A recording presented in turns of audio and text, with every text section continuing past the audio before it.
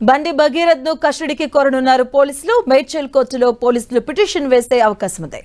ప్రస్తుతం చెర్లపల్లి జైల్లో ఉన్న బండి భగీరథ్కు 14 రోజుల జ్యుడిషియల్ రిమాండ్ విధించారు.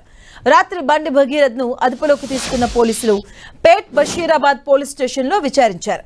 అనంతరం మేడ్చల్ ప్రాథమిక వైద్య కేంద్రంలో బండి భగీరథ్కు వైద్య పరీక్షలు నిర్వహించారు. అనంతరం మెజిస్ట్రేట్ ముందు అర్ధరాత్రి హాజరుపరిచారు. దీంతో న్యాయమూర్తి బండి భగీరథ్కు 14 రోజుల రిమాండ్ విధించారు. దీంతో అతడిని భారీ బందోబస్తు మధ్య చెర్లపల్లి కేంద్ర కారాగారానికి తరలించారు పోలీసులు.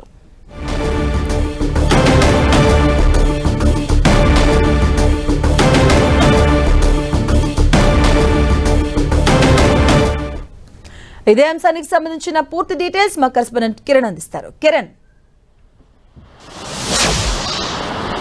మాధవి, పోక్సో కేసులో 14 రోజుల రిమాండ్ కాబడిన బండి భగీరథకి సంబంధించి కూడా అటు కస్టడీలోకి తీసుకొని విచారించే అవకాశం ఉన్నట్టు తెలుస్తుంది. కేసుకు సంబంధించి మొదటి నుంచి కూడా అనేక అంశాలకు సంబంధించి వీరు ఆరోపణలు చేసిన నేపథ్యంలో ప్రస్తుతానికైతే ఈ కేసుకు సంబంధించి 9 రోజుల అజ్ఞాతం తర్వాత ఆయన పోలీసులు ఎదుట లొంగిపోవడం, ఆ తర్వాత పోలీసులు విచారణ అనంతరం వైద్య పరీక్షలు చేసి జడ్జి ముందు హాజరుపరిచిన నేపథ్యంలో ప్రస్తుతానికైతే ఈ కేసుకు సంబంధించి కొంత లోతైన దర్యాప్తు చేసేందుకు పేట్ బషీరాబాద్ పోలీసులు కూడా సిద్ధమవుతున్నట్లుగా తెలుసు. అందుకు సంబంధించి నిన్న అర్ధరాత్రి 12 గంటల ప్రాంతంలో జడ్జి ముందు హాజరుపరిచిన తర్వాత 14 రోజుల రిమాండ్ విధించారు. ఆ తర్వాత ఇటు న్యాయమూర్తి ముందు కూడా ఇటు భగీరథ్ తరపున న్యాయవాదులు హాజరయ్యారు. ఈ రేపు రెగ్యులర్ బెయిల్కి సంబంధించి కూడా పిటిషన్ దాఖలు చేశామంటూ చెప్పిన పరిస్థితి కనిపిస్తుంది. కాబట్టి ఇంకా ఈ కేసుకు సంబంధించి కొంత రాజకీయంగా వేడి పుట్టిస్తున్న నేపథ్యంలో కొంత వివిధ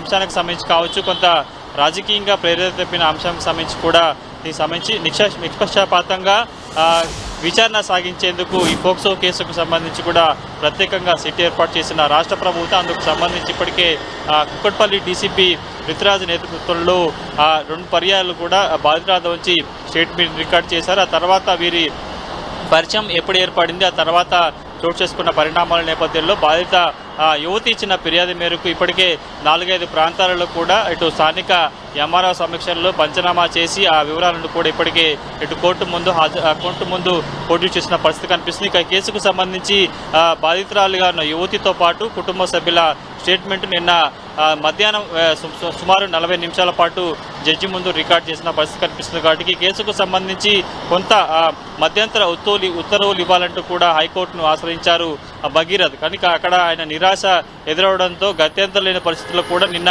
పోలీసులు ఎదుట లొంగిపోయిన పరిస్థితి కనిపిస్తుంది. ఇక బండి భగీరథ్ తరపున సంబంధించిన న్యాయవాదులు కూడా తాము కోర్టులో దీనికి సంబంధించి ఇంకా ఇప్పటికీ ఆ బాధిత యువతి ఎవరైతే ఉన్నారో ఆమె మేజర్గా ఉన్నారో అందుకు సంబంధించిన ఆధారాలు తమ వద్ద ఉన్నాయి, దీనికి సంబంధించిన చాలా కీలక విషయాలను తాము కోర్టులో ప్రొడ్యూస్ చేస్తామంటూ కూడా, ఎందుకంటే హైకోర్టులో వెకేషన్ బెంచ్లో ఇప్పటికే ఈ కేసుకు సంబంధించి కూడా మధ్యంతర ఉత్తర్వులకు సంబంధించిన వాదనలు జరిగాయి. ఇక యాంటిసిపేటరీ బెయిల్కి సంబంధించి కూడా 21వ తేదీన తుది తీర్పు వెల్లడిస్తామంటూ కూడా ఇటు సింగిల్ బెంచ్ ధర్మాసనం వెల్లడించిన నేపథ్యంలో ప్రస్తుతానికైతే పోలీసులు కూడా మరొకసారి బండి భగీరథ్ను కస్టడీలోకి తీసుకునే అవకాశం ఉన్నట్లుగా తెలుస్తుంది. రేపు పిటిషన్ దాఖలు చేసే అవకాశం ఉన్నట్టుగా సమాచారం. ఎందుకంటే కొంత హై ప్రొఫైల్కి సంబంధించిన కేసు సంబంధించిన నేపథ్యంలో కొంత లోతైన దర్యాప్తు చేయాలని పోలీసులు భావిస్తున్నారు. మాధవి, కిరణ్, అంటే బాధితురాలి ఏదైతే స్టేట్మెంట్ ఇవ్వడం జరిగిందో అది ఎంతవరకు కీలకంగా మారే అవకాశం ఉంటుంది? ఎందుకంటే ఆల్రెడీ 2 సార్లు స్టేట్మెంట్ ఇచ్చారు. బట్ నిన్న కూడా మెజిస్ట్రేట్ ముందు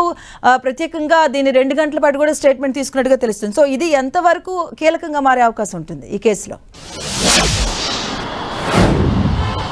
ఈ కేసుకు సంబంధించి కూడా ఎఫ్ఐఆర్ నమోదుకు ముందు బాధితురాలి స్టేట్మెంట్ను రికార్డ్ చేశారు. ఆ తర్వాత ఏర్పాటు చేసిన సిట్ ఏర్పాటు తర్వాత కూడా మరొకసారి సిట్ ఆఫీసర్ అధికారి నేతృత్వంలో కూడా ఆమె స్టేట్మెంట్ రికార్డ్ చేశారు. తాజాగా 3వసారి జడ్జి ఎదుట కూడా బాధితురాలితో పాటు బాధితురాలి కుటుంబ సభ్యులను కూడా సంబంధించిన స్టేట్మెంట్ రికార్డ్ చేసిన నేపథ్యంలో మొదటిసారి స్టేట్మెంట్కి, రెండోసారి స్టేట్మెంట్కి, మూడోసారి స్టేట్మెంట్కి కూడా కొంత వ్యత్యాసం ఉందా లేదా అని కూడా, అంటే 3వసారి జడ్జి మీద ఇచ్చిన వాంగ్మూలం అనేది చాలా కీలకంగా మారబోతుంది. రేపు ఈ కేసుకు సంబంధించి నిందితుడికి శిక్ష పడే అంశాలకు సంబంధించి కూడా అందులో చాలా కీలక విషయాలను పొందుపరిచే అవకాశం ఉంటుంది. ఎందుకంటే రెండోసారి ఎఫ్ఐఆర్ నమోదు సందర్భంలో కూడా కొన్ని వాంగ్మూల నేపథ్యంలో కూడా కొన్ని సెక్షన్లను ఎఫ్ఐఆర్లు ఫోక్సో కేసుకు సంబంధించిన కొన్ని సెక్షన్లు కూడా అదనంగా యాడ్ చేసిన పరిస్థితి కనిపిస్తుంది. కాబట్టి మూడవసారి జడ్జి సమక్షంలోనే చాలా కీలక స్టేట్మెంట్ సుమారుగా 45 నిమిషాల పాటు బాధిత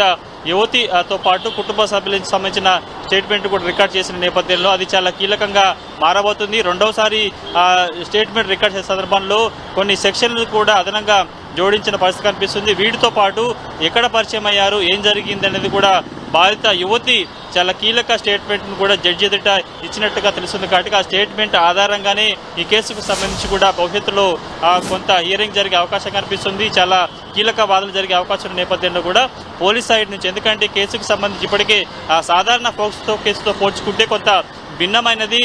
ఇటు నిందితుడు చెప్తున్న వర్షన్ కావచ్చు, బాధితురాలు చెప్తున్న వర్షన్కి సంబంధించి కూడా చాలా వ్యత్యాసం కనిపిస్తున్న నేపథ్యంలో నిందితుడికి సంబంధించిన న్యాయవాదులు కూడా కోర్టులో దీనికి సంబంధించిన చాలా కీలక అంశాలను కూడా పొందుపరిచి తమ క్లయింట్కి న్యాయం జరిగే విధంగా చేస్తామని చెప్పిన పరిస్థితి కనిపిస్తుంది. ఇక ఇందుకు సంబంధించి కూడా నిందితుడు ఇటు పోలీసులకు అప్పగించే సమస్యల్లో కూడా అతడి కుటుంబ సభ్యులు కూడా న్యాయ వ్యవస్థ మీద నమ్మకం ఉంది, తాము న్యాయం గెలుస్తుందంటూ కూడా చెప్పే ప్రయత్నం చేశారు. కాబట్టి ఫ్యూచర్ ఇక భవిష్యత్ అంతా కూడా కోర్టులో దీనికి సంబంధించి తెలుసుకునే అవకాశం కనిపిస్తుంది.